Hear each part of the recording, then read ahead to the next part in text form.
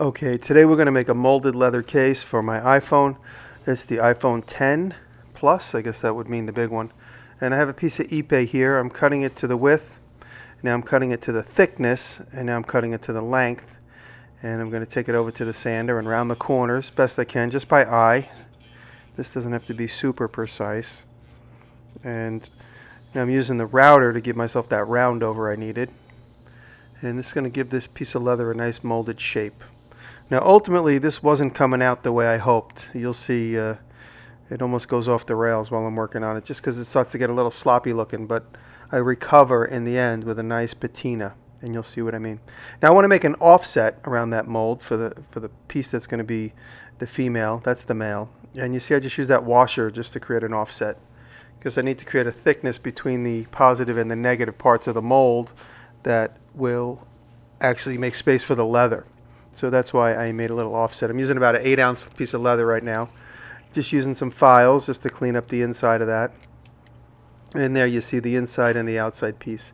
Now I'm going to glue the core, or I guess you might call that the core of the mold. Anything that goes on the inside is the core.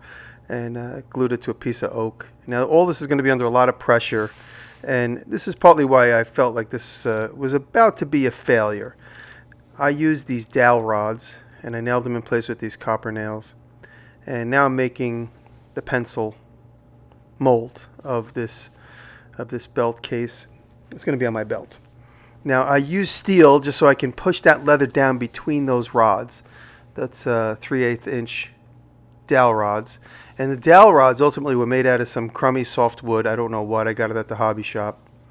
And I make the core out of those dowel rods and the mold, or the press down part, or I guess you might say the upper part of the mold, out of this steel, this 1/8 inch by 1 inch steel. And I file it and I clean it nice. I get the front nice and smooth to press down into the leather. And I had to use steel. I couldn't have used anything else for those tight shots there, those tight confined spaces. And now I'm using this 8-ounce, it's about 8 ounce, it's quite thick. It's this dark brown leather. And I'm cutting some rough shape sizes because when you mold leather, it sucks some of it in. It's kind of like vacuum forming. You don't want to make an exact shape because you're going to lose some of it to the draw of the mold.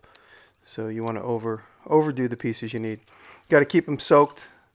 Now this leather didn't stretch very well, and maybe it wasn't the right kind of leather to do this with, but ultimately it took pretty much most of the shape. This one was easy. It was just hard to get started, but what I started doing was putting the clamps on it, waiting, tightening it, waiting, tightening it, waiting. And over about 10 minutes, I was able to stretch that leather right down all the way to close both of those pieces together. Now this one was a little bit more difficult, and I expected it to be because I really didn't know what to expect from that leather to stretch in between and around those 3/8 rods. I kept tightening the mold over the course of the day. And here you see, this is the first draw that I did. And you'll notice that the wood crushed. It made me kind of consider starting over. But what I ended up doing is wetting it and molding it again. The steel frame broke. And so off camera I did it again. But you see how nice the iPhone fits in there. And so now when we cut to the next scene, it's a couple days later. Just contemplating and thinking that through. I like just plopping it in there. It's actually quite nice. And so now this is a few days later. I remolded that. I wet it and I drew it again. Put it back into the mold that I had to fix the top part. The steel part broke. And I drew it a little bit deeper, but not quite deep enough. And this is the iPhone part, which was the same as it was in the last shot. And so now together, like I said, the pencil holder is going to be for short pencils, or maybe even soapstone for the metal shop. Little bits of 1/4 inch round soapstone. And now I'm using the sander just to clean up those bandsaw cuts, getting rid of some of that fur, and the burnisher, which I'm going to keep going back to a few different times because I'm going to have some double stacks, and I'm going to put some edge coat on there, which also gives it a nice finish after you put the edge coat on. Just kind of practicing. And now these finishes, I don't quite know exactly when and where to use them, only because I'm not that experienced. I haven't done this enough to really know what to expect from some of these materials. This is a clear edge coat or a tough coat. At first I put it on the edge because I want to see how that's going to burnish. And this is just a little bit of jade glue that I use for my book binding, but I find it always works really good on leather. Now, you see, I'm just using it just to hold this in place while I stitch it, because I'm going to hand stitch it. I couldn't get that under the sewing machine because of the molded bottom. Now I'm just using my dividers just to scratch a little line, which doesn't really show up on camera. But I'm trying to do the best I can to save this, because you could see that first upper mold is a bit clumsy. Didn't come out as nice as I hoped. And now these are stitching forks. And when you pull the stitching fork out of the two pieces of leather, you have a tendency to pull them apart, even though they're glued. So you'll notice, you'll see some of the inconsistencies from the stretching. But you'll notice I'm using that piece of wood. Each time I want to pull the fork out, I'm holding the leather together so I don't pull them apart. And the forks have multiple tines and then 2 and 1 tines, and those are to make the corners that are around the bend. And I got lucky. This just happened to be a good layout where the top and last hole on the left and right side happen to fit perfectly. You'll notice later on when I put the backing on everything, I start from the top on both sides and meet down in the bottom in the middle. So now this is just a stitch. I think this is a saddle stitch where I go through one side of the hole and come back out the other side. So the thread just keeps looping through either side of every hole. And you just snug it. You can see better here what I'm doing. So I have a long thread and there's a needle on each end of the thread. So 2 needles, 1 thread. And I'm just looping back and through both sides. Now that's time lapse on the iPhone. Just doing it all by hand. Just putting it in the vise.